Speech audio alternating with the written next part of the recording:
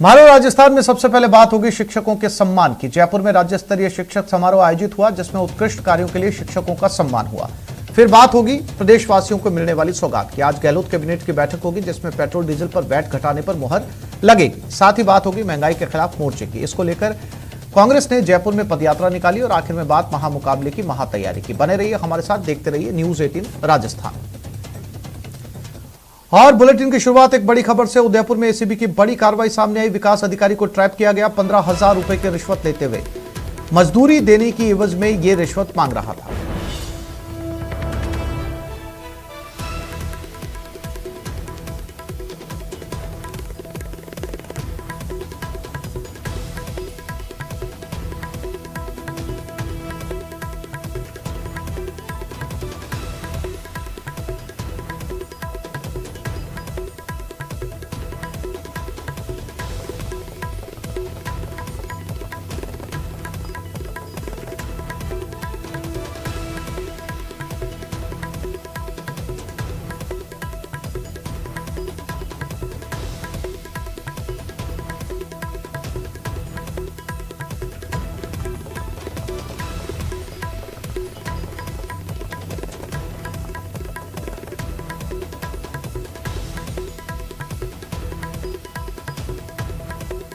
तो बड़ी खबर उदयपुर से, जहां एक विकास अधिकारी को ट्रैप किया गया है। एसीबी ने कार्रवाई की है।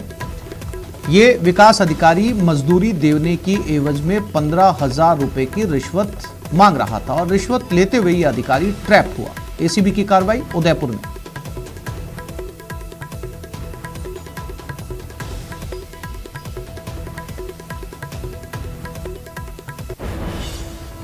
और दिल्ली एनसीआर में प्रदूषण पर बड़ी बैठक। प्रदूषण पर केंद्र की आपात बैठक जारी है। 5 राज्यों के मुख्य सचिव इसमें शामिल हुए। वीसी के जरिए सीएस निरंजन आर्य भी जुड़े हैं। प्रदूषण कम करने की रणनीति पर यह चर्चा चल रही है। पराली को लेकर भी फैसला हो सकता है।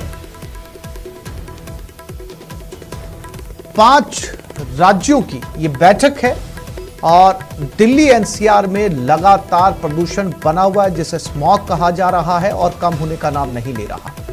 इसी को लेकर केंद्र की आपात बैठक है। 5 राज्यों के वीसी के जरिए इसमें सीएस जुड़े हैं। निरंजन आर्य भी इसमें डिजिटली भाग ले रहे हैं।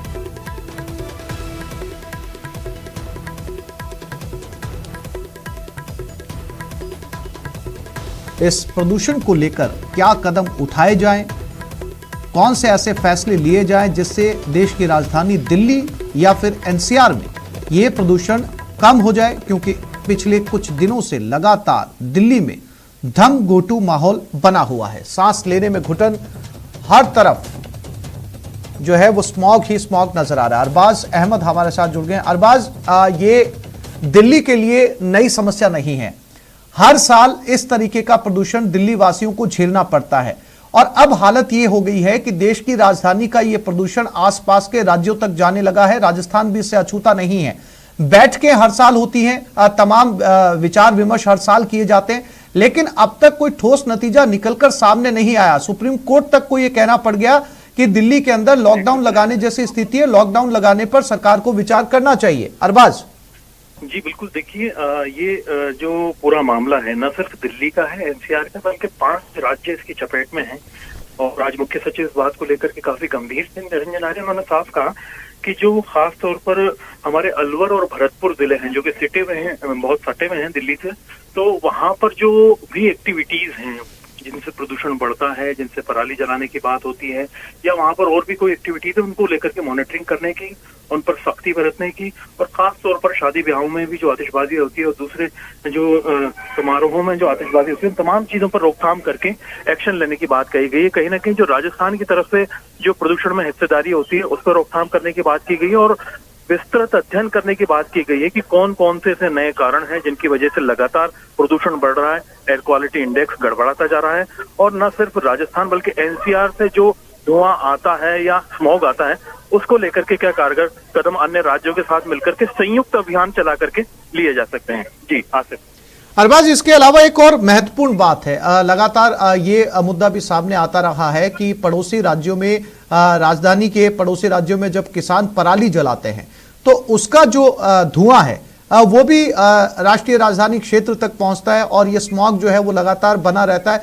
और ये भी कोई नया विषय नहीं है, पराली हर साल जलाने का मसला है, लेकिन इस पर ना राज्य सरकारें ना केंद्र सरकार कोई ठोस कदम उठा पाई है। देखिए, ये ठोस कदम का ही पहला कदम है जिसमें 5 राज्य मिलकर के मंथन कर रहे हैं कि हम इन चीजों पर जो होने वाले एक्शन हैं उनको लेकर के मिलजुल करके साझा प्रयास करें। राजस्थान की तरफ से जो फिक्र जताई गई है दूसरे राज्यों में, अलवर और भरतपुर में जो एक्टिविटीज ज्यादा बढ़ रही हैं, खासतौर पर आज देखिए कि हमने सुबह नोट किया कि राजस्थान में जो हनुमानगढ़ है और आसपास का क्षेत्र, जहाँ भी जो आप देखें कि चावल की खेती होती है, वहां पर पराली जलाने की घटनाएं लगातार जारी हैं। उन चीजों की रोकथाम करते हुए कहीं ना कहीं जरूरत इस बात की है कि लोगों को साथ में लिया जाए, किसानों को साथ में लिया जाए, उनके जो पराली जलाने के कारण हैं उनका खत्म किया जाए और दूसरे जो प्रदूषणकारी तत्व हैं उनको रोकने की कोशिश की जाए। जी, तमाम जानकारी के लिए आपका धन्यवाद।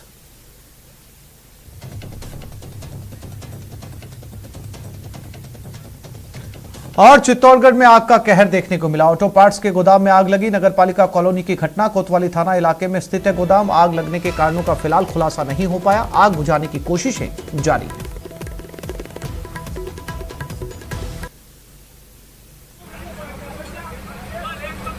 और ये तस्वीरें नगरपालिका कॉलोनी की, जहां पर ये आग लगी हुई है। हालांकि तमाम वो सामान जो आग में नहीं जला है उसे बचाने की कोशिशें जारी है।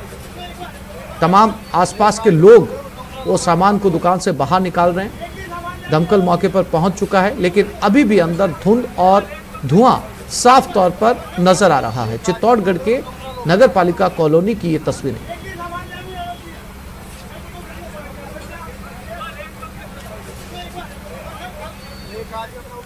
और जयपुर से इस वक्त की बड़ी खबर, रामबाग के एक स्कूल में कोरोना केस सामने आया। स्कूल में पढ़ने वाले भाई बहन पॉजिटिव हो गए। बच्चों के परिजनों की रिपोर्ट भी पॉजिटिव आई है। स्कूल ने ऑफलाइन क्लास बंद कर दी है। स्कूल प्रबंधन का दावा है पूरा स्टाफ डबल वैक्सीनेटेड है।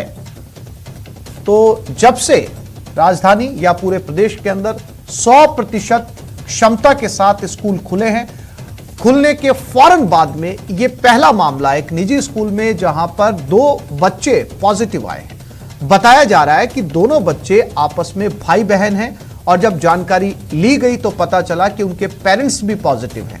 फिलहाल पूरी स्कूल को 4 दिनों के लिए ऑनलाइन शुरू कर दिया गया है, यानी कि बच्चे अब स्कूल नहीं आएंगे। जब स्कूल से इस बाबत जानकारी ली गई तो स्कूल ने जानकारी दी कि उनका पूरा स्टाफ वैक्सीनेटेड है, सबको वैक्सीन की डबल डोज लग चुकी है। लेकिन जैसे ही स्कूल खुला, यह पहला मामला जिसमें 2 बच्चे पॉजिटिव पाए गए।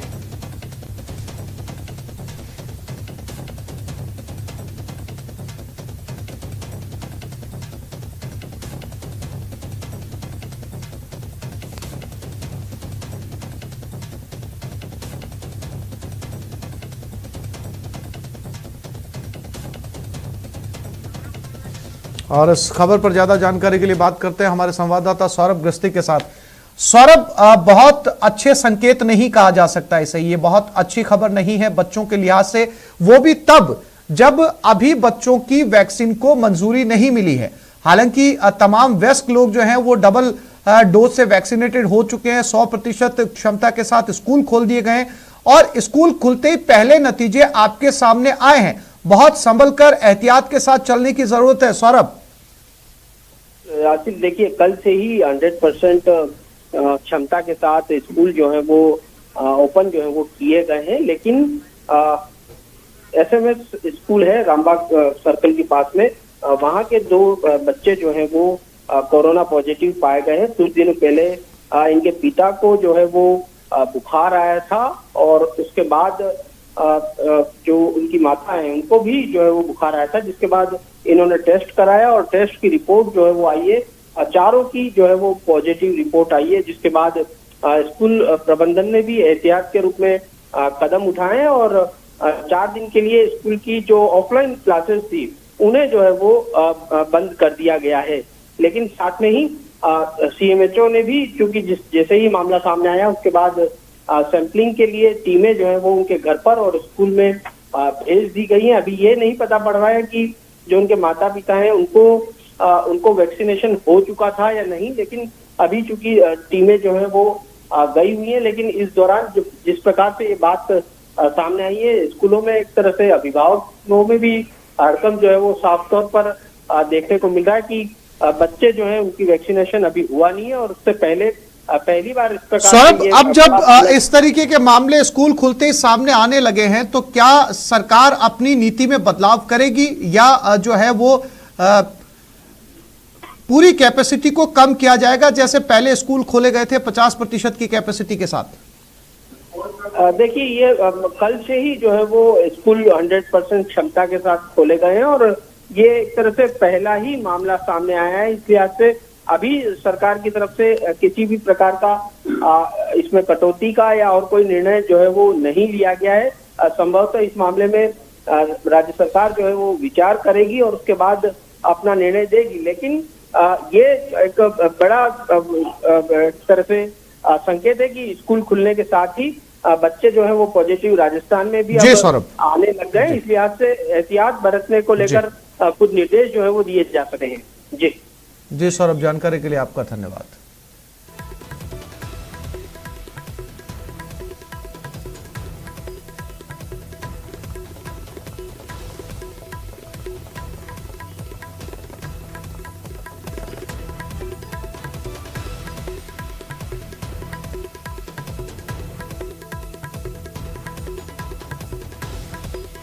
आगे बढ़ते हैं। वरुधरा को सौगात, लोकार्पण और शिलान्यास कार्यक्रम वीसी के जरिए सीएम गहलोत जुड़े हैं जोधपुर। आरटीओ ऑफिस के नए भवन, डीटीओ ऑफिस भिवाड़ी, अलवर, शाहपुरा, जयपुर और बालोतरा बाड़मेर के नए भवनों का लोकार्पण और शिलान्यास किया जा रहा है वर्चुअली। सॉफ्टवेयर पे अभी नहीं की है हमने सर। एक छोटा पहल करते हुए जब कोविड काल में एम्बुलेंस में जो जीपीएस डिवाइस, ताकि उसकी लोकेशन ट्रैकिंग हो सके और किसी भी यूजर को कोई उसके साथ शैतानी ना हो, इसलिए ये करीब 3500 से ज्यादा हम एम्बुलेंस में व्हीकल लोकेशन ट्रैकिंग डिवाइस लगा चुके हैं सर। आपके निर्देशन में लगातार 3 बजट से हम ट्रॉमा सेंटर अपग्रेडेशन के लिए सड़क सुरक्षा फंड से 25-25 लाख पर ट्रॉमा सेंटर के लिए देते हैं। अब तक हम ऐसे 100 ट्रॉमा सेंटर के लिए 25 करोड़ रुपए चिकित्सा विभाग को दे चुके हैं सर, और उसमें विभिन्न स्तरों पे ट्रॉमा सेंटर के अपग्रेडेशन का काम चल रहा है सर। और एसएमएस में सर एक स्किल लैब, एक्सीडेंट के लोगों को किस तरह से ट्रीट किया जाना चाहिए, एक बहुत ही आधुनिक, मैं अनुरोध भी करूंगा अगर कभी वहां आप पधार सके तो, बहुत अच्छी लैब हमारे फंडिंग से एसएमएस ने बनवाई है जो ट्रॉमा सेंटर के अंदर है सर। फील्ड की मशीनरी को हमने एक hand held POS machine 312 machine हमारी फ्लाइंग स्क्वाड को दी है, ताकि अब जो है वो चीजें कागज पे ना होकर के और इलेक्ट्रॉनिक डिवाइस, और उसको एक सॉफ्टवेयर से ही चालान से हमने जोड़ा है। ये कुछ कदम सर नवाचार के रूप में मैं निवेदन करना चाहूंगा। और इस वर्ष की सर हमारी जो बजट घोषणाएं सबसे ज्यादा शायद 26 परिवहन विभाग के बारे में थी, हम 20 को पूरा कर चुके हैं सर। 2 एक घोषणाएं जो रोडवेज की ग्रामीण बस सेवा और कुछ नए बस डिपो बनाने की है, उनमें थोड़ी सी कठिनाई है, और 1-2 हमारी भी बड़ी घोषणाएं हैं सर उनकी। सभी क्षेत्रों में सर हमने भर्तियों के लिए भी बहुत आपसे अभी नियमों में संशोधन करा के और सब उप निरीक्षकों के इंटरव्यू हटाने के नियम संशोधन कैबिनेट से करवाकर सर हम अर्थना भेज चुके हैं, रिक्वेस्ट भेज चुके हैं, और हमने इसको परस्यू भी कर रहे हैं कि भर्तियां भी जल्द से जल्द हो, ताकि 197 का हमें मैन पावर मिल सके। राजस्व लक्ष्य की तरफ भी सर हम सतत प्रयासरत हैं। श्रीमान के निर्देशन में रोडवेज के सुदृढ़ीकरण के भी अभी बहुत बड़े निर्णय लिए गए। 214 करोड़ की राशि उपलब्ध भी कराई जा चुकी है, और 3 साल के भुगतान भी जो पेंशन और उनके रिटायर्ड एम्प्लॉइज के हैं वो हो चुके हैं, जो 2016 का था सर, जो 19 तक पहुंच चुके हैं। 500 करोड़ की गारंटी देने का भी इसमें बस पत्रावली अंतिम चरण में है, तो उससे और भी इनके बचे हुए क्लेम्स का ये कुछ एक जो नवाचार और बिंदु थे सर मैंने निवेदन किए। अब जो भवन है सर उनके बारे में हल्का सा मैं बता दूं। जोधपुर में सर ये करीब 3.25 करोड़ की लागत से बनाया है, काफी अच्छा 2 मंजिला 22,300 वर्ग फीट में नया आरटीओ ऑफिस है सर। उसी परिसर में है सर पहले वाला बहुत जर्जर था, आपको जानकारी में है सर। तो ये अब इस भवन से काफी सुविधाएं हो जाएगी। बालोतरा में सर 7,864 वर्ग फीट का 78 लाख रुपए की लागत से एक भवन बना है। सिटी के कंजेस्टेड एरिया में जो पुराना भवन है उससे इसमें काफी लोगों को राहत रहेगी। शाहपुरा में भी सर शहर में जो किराए का भवन था उसकी जगह बाहर 1,36,00,000 की लागत से एक भवन बनाया गया है। इसी तरह सर भिवाड़ी में भी 1,52,00,000 रुपए की लागत से 7,563 वर्ग फीट का भवन बनाया गया है। इन भवनों का आज लोकार्पण हो जाने से यहाँ के आमजन को बहुत बड़ी राहत मिलेगी सर। मुझे इतना ही निवेदन करना था। धन्यवाद। जयपुर में आज राज्य स्तरीय शिक्षक सम्मान समारोह आयोजित हुआ। प्रदेश के 99 शिक्षकों को उनके उत्कृष्ट कार्यों के लिए सम्मानित किया गया और पीएम पूर्वांचल पहुंच गए। सीधे आपको लिए चलते हैं वहां पर इस समय लाइव तस्वीरें। इसका जिक्र हम आपसे कुछ देर पहले भी कर रहे थे और इसी एक्सप्रेसवे का प्रधानमंत्री उद्घाटन करने वाले हैं। कुछ ही लम्हों में हम आपको वो तस्वीरें भी दिखाएंगे जब प्रधानमंत्री इस एक्सप्रेसवे को राष्ट्र को टकटकी बांध कर देख रहे हैं। सचमुच पूर्वांचल एक्सप्रेसवे जो लखनऊ से गाजीपुर तक की यात्रा को सुगम सरल बनाएगा। 341 किलोमीटर लंबा ये एक्सप्रेसवे जो 6 लेन का होगा और भविष्य में 8 लेन का भी हो जाएगा। आप सब देख रहे हैं कितना जोश और पराक्रम आ जाता है जब हम भारतीय वायु सेना के ये लड़ाकू विमान देखते हैं जो रात दिन हमारी सुरक्षा के लिए सजग रहते हैं। पूर्वांचल एक्सप्रेसवे आत्मनिर्भर भारत के निर्माण से भी जुड़ रहा है और विपत्ति के समय, युद्ध के समय जब एयर स्टेशन को निशाना बनाते हैं दुश्मन, उस समय पूर्वांचल एक्सप्रेसवे की ये एयर स्ट्रिप हमारे भारतीय वायुसेना के लड़ाकू विमानों को लैंडिंग और टेक ऑफ के लिए सुविधा सुलभ कराएगी। और पूर्वांचल एक्सप्रेसवे जो 9 जिलों से गुजरेगा, लखनऊ, बाराबंकी, अमेठी, सुल्तानपुर, अयोध्या, अंबेडकर नगर, आजमगढ़, मऊ और गाजीपुर, बिहार सीमा से 18 किलोमीटर पहले तक ये जुड़ेगा और बलिया लिंक एक्सप्रेसवे और गोरखपुर लिंक एक्सप्रेसवे से जुड़ जाने के बाद वास्तव में ये पूर्वांचल के विकास की जीवन रेखा ही नहीं बल्कि भाग्य रेखा बनेगा। ये पूर्वांचल एक्सप्रेसवे वास्तव में नए उत्तर प्रदेश का आईना है। निवेश के द्वार खोलेगा, रोजगार के अवसर बढ़ाएगा, अर्थव्यवस्था को और मजबूत करेगा, समृद्धि की ओर उत्तर प्रदेश को ले जाएगा और आत्मनिर्भर उत्तर प्रदेश के निर्माण के साथ आत्मनिर्भर भारत के निर्माण में अपना महत्वपूर्ण योगदान देगा। एक बार जोरदार तालियां हो जाएं माननीय प्रधानमंत्री महोदय के नाम। एक बार जोरदार तालियां माननीय मुख्यमंत्री महोदय के नाम। एक बार जोरदार तालियां उत्तर प्रदेश के विकास के नाम।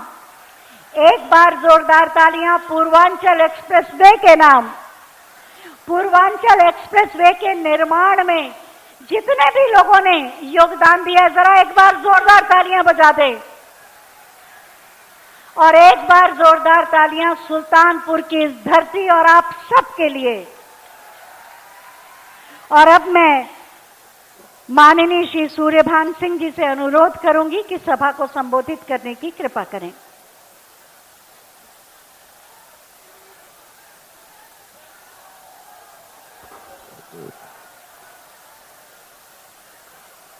मंच पर बैठे हमारे साथ माननीय मंत्री जी, माननीय सांसद जी, सभी विधायक गण, अध्यक्षा उषा सिंह जी, उपस्थित जन समूह, आज के इस कार्यक्रम में आप सभी लोगों का मैं हार्दिक स्वागत, अभिनंदन तथा वंदन करता हूं।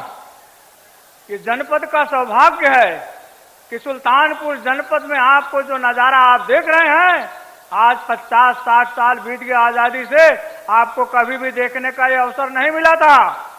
ये केवल भारतीय जनता पार्टी सरकार की देन है। प्रधानमंत्री माननीय मोदी जी, माननीय योगी जी के आशीर्वाद की कृपा है कि आज जो है यह कार्यक्रम हो रहा है। इतना बड़ा हाईवे आपका बना।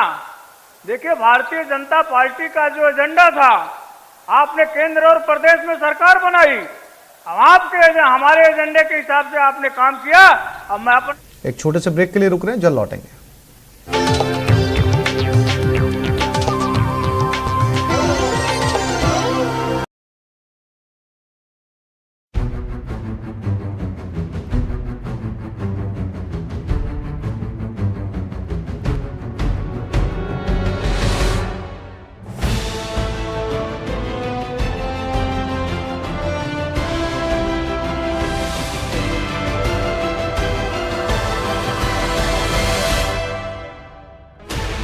Sixteen channels, 15 languages, 26 states, 1,200 plus reporters, 66.9 crore viewers. India's largest news network, News 18 Network.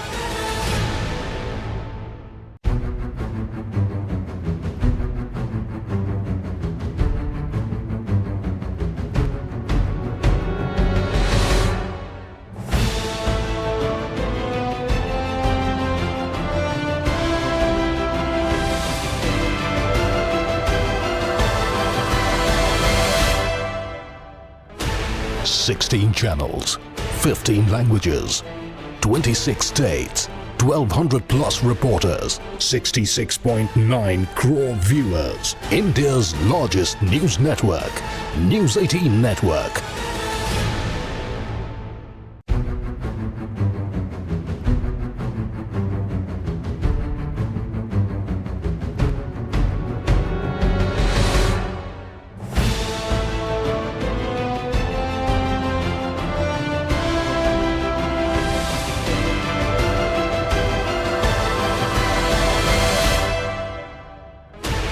Sixteen channels.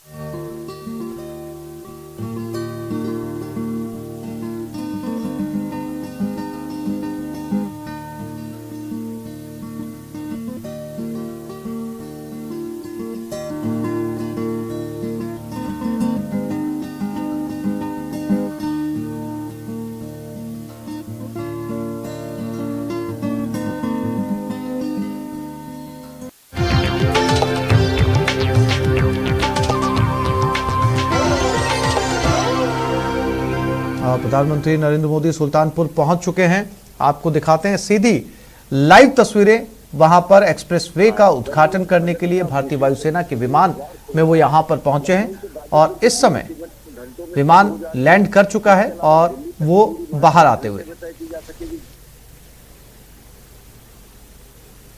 इसके साथ साथ बेहतरीन पक्ष ये है, शानदार पक्ष ये है, 3.2 किलोमीटर लंबा सुल्तानपुर के अरवल कीरी करवत क्षेत्र में पूर्वांचल में सटा हुआ क्षेत्र है।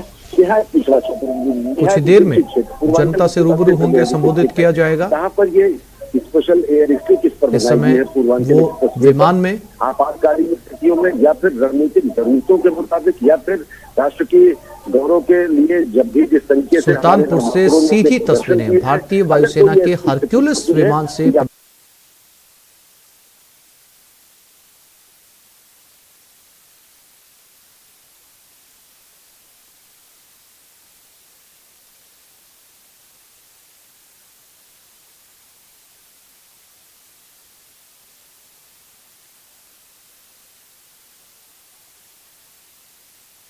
एयर स्ट्रिप नहीं है, ये हाईवे है जिसके ऊपर इस विमान ने लैंड किया। 1220 दिन में 340 किलोमीटर का यह हाईवे बनकर तैयार हुआ है।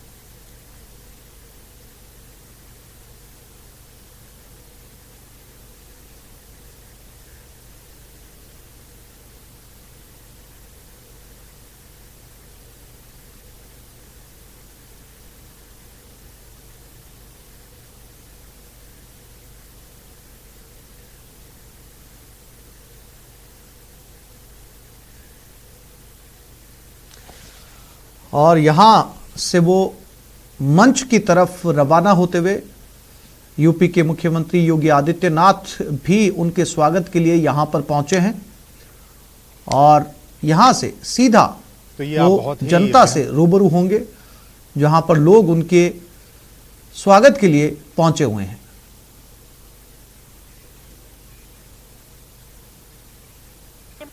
औद्योगिक विकास माननीय श्री धर्मवीर प्रजापति भारतीय वायुसेना के विमान हरक्यूलिस से प्रधानमंत्री नरेंद्र मोदी सुल्तानपुर पहुंचे हैं और इसके बाद वो सीधा विमान से उतरकर मंच के लिए रवाना होते हुए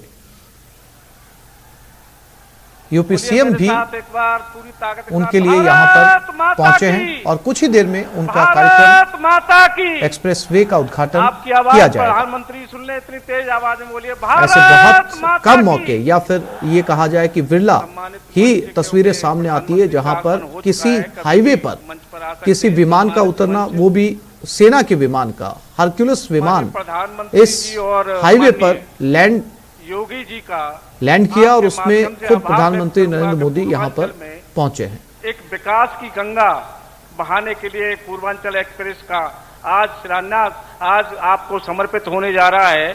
ऐसे आज महर्षि वाल्मीकि, दुर्वासा, वशिष्ठ आदि ऋषि मुनियों की तपोस्थली पर माननीय प्रधानमंत्री जी और योगी जी आज पूर्वांचल एक्सप्रेस वे हम लोगों को समर्पित करने जा रहे हैं। आप सबकी जानकारी के लिए इस पूर्वांचल के बनने से पूर्वांचल एक्सप्रेस के आसपास औद्योगिक इकाइयों का संबोधन निर्माण की योजना सरकार की है। 1220 दिनों में उसके माध्यम से रोजगार के तमाम अवसर पैदा होंगे। हमारे नौजवानों के लिए 340 किलोमीटर लंबा ये हाईवे अवसर पैदा होंगे। पूर्वांचल एक्सप्रेस वे एक सड़क ही नहीं